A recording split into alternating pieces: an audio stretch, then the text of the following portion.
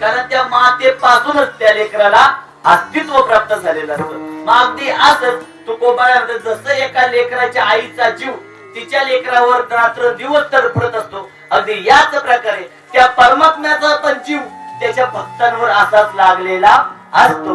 परमात्मा आज आपण पाहायला गेलो, एखादं पोरग जर गटारात पडलं तर आई विचार करत नाही त्याच्या तोंडावरून पदर फिरवताना माझी साडी खराब होईल. अगदी त्याच प्रकारे जर परमात्म्याचा निश्चित कोणता भक्त असेल, तो जर संकटात सापडला, देव विचार करत नाही त्याच्यासाठी एका राजाची हजामत करायला, देव विचार करत नाही त्याच्यासाठी त्याच्या पत्नीचं बाळंतपण करायला, देव विचार करत नाही त्याच्यासाठी त्या गौऱ्याच्या टोपल्या डोक्यावर वागवायला, देव विचार करत नाही त्याच्या घरी 1 2 नाही 36 वर्ष कावडीने पाणी घालायला. कावडीने पाणी गौऱ्या हजामत काही कळा ना. आता जाणकार लोक म्हणून वर सांगत गेलो. आता आपल्या सगळ्यांना माहिती हजामत देवाने कोणासाठी केली? संत सेना महाराजांसाठी एका राजाची हजामत केली. कावडीने पाणी कोणाच्या घरी घातलं? संत श्री एकनाथ महाराजांच्या घरी 36 वर्ष देवाने श्रीखंडाच्या स्वरूपात कावडीने पाणी घातलेले.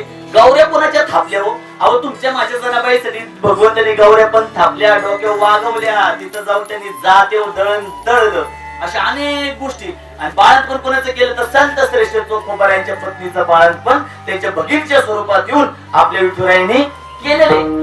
विठुरायाची एवढी कृपा का होते? कारण विठुरायाचं काळीज आपल्या भक्तासाठी कसे एका मातेचं काळीज आहे.